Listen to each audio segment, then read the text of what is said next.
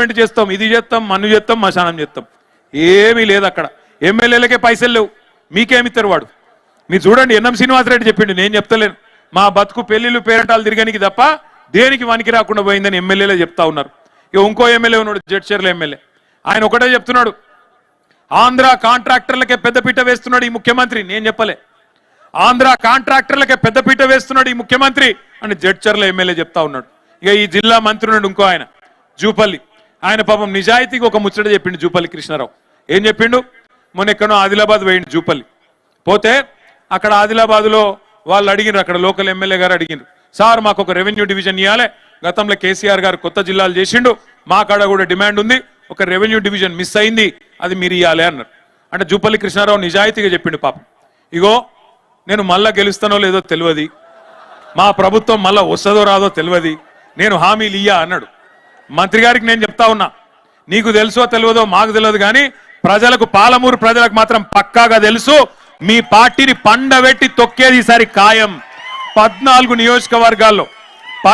నియోజకవర్గాల్లో కొడంగల్తో సహా ఈసారి కాంగ్రెస్ పార్టీని బొందబెట్టబోతా ఉన్నారు ప్రజలు.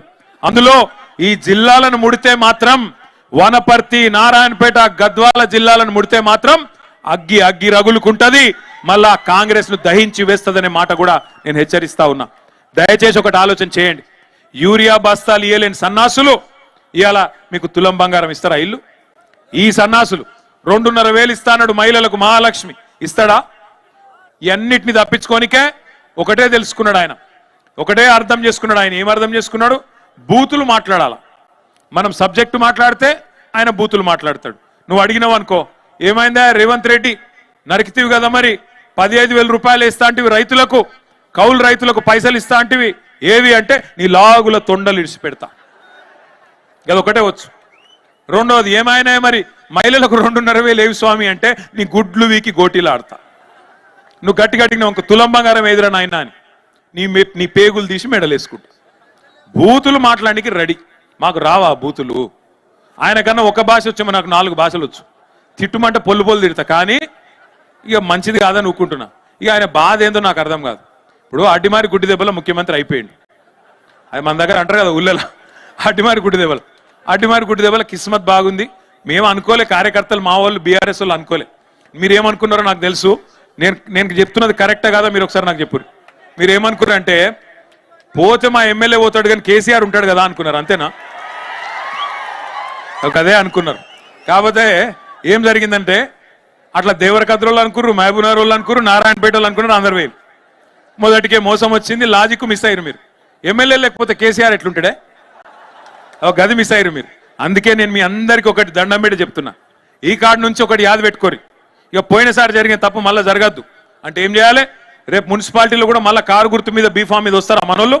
వస్తే మీరు ఏం చేయాలంటే, వాడు సక్కటోడా, వాడు పొడుగు ఉన్నాడా, వాడు పొట్టిగా ఉన్నాడా, ఇవన్నీ చూడకూరి. ఆడు మంచివాడు కదా, అవన్నీ కాదు. ఒక కారు గుర్తు మీద ఒక అభ్యర్థి వచ్చిండంటే కేసీఆర్ గారు అన్ని ఆలోచించే ఇచ్చింటాడు అనుకోవాలా, కారు చూడాలా, కేసీఆర్ని యాడ్ చేసుకోవాలా, గట్టి కొత్తాలి. అంతేగాని ఇక మళ్ళీ చర్చలు పెట్టద్దు.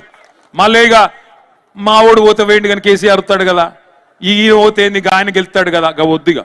మీరు ఇక్కడి నుంచి గట్టిగా కసి మీద, సరే సర్పంచ్ ఎన్నికల్లో గుర్తులు లేవు కానీ రేపు ఎంపీటీసీ ఎన్నికల్లో, జెడ్పీటీసీ ఎన్నికల్లో, మున్సిపల్ ఎన్నికల్లో కారు గుర్తు గులాబీ జెండా ఉంటది. అది మాత్రమే చూడాలి తప్ప అటు ఇటు చూడద్దిగా. పక్కన మళ్ళా తప్పు చేయరు కదా, గట్టి కొట్లాడదామా? కొట్లాడదాం. రెండవ మాట, ఇంకొక మాట నేను విజ్ఞప్తి చేసేది మీకు, దయచేసి ఒకటి గుర్తుపెట్టుకోండి. మీరు మున్సిపల్ ఎన్నికల్లో కనుక గట్టికి కొడితే నాకు తెలిసి రేవంత్ రెడ్డి జిల్లా పరిషత్ ఎన్నిక పెట్టే ధైర్యం కూడా చేయడు. ఆయనకి ఇప్పటికే భయం అవుతుంది. మీరు 40% సర్పంచులు గెలిచినారు, దాంతోనే భయపడి సస్తున్నాడు. మళ్ళా గుర్తు మీద ఉండే ఎన్నికలు పెడితే మళ్ళీ నా కుర్చీ ఎక్కడ పోతుందేమో ఆయన భయం. ఎందుకంటే ఢిల్లీ వాళ్ళు ఊకోరు కదా, ఆయన బేకారు ఉన్నాడు తీసి పాడేయండి అని అంటారు. ఆయన భయం ఆయనది. అందుకే మున్సిపల్ ఎన్నికల్లో గెలిచిన సర్పంచులు, జెడ్పీటీసీలు, ఎంపీపీలు, మాజీలు ఎవరెవరైతున్నారో అందరూ మున్సిపాలిటీకి రావాలి, అక్కడ గట్టిగా పని చేయాలి. అక్కడ మీ చుట్టాలు ఉంటారు, మీ దోస్తులు ఉంటారు, మీ క్లాస్మేట్లు ఉంటారు, వాళ్ళందరికీ ఒకటే చెప్పాలి, అరే మళ్ళీ తిరిగి కేసీఆర్ గారిని తెచ్చుకోవాలంటే ఈ మున్సిపాలిటీలో కూడా గట్టిగా కారు గుర్తు మీదనే ఒత్తాలా అని చెప్పి గట్టిగా చెప్పి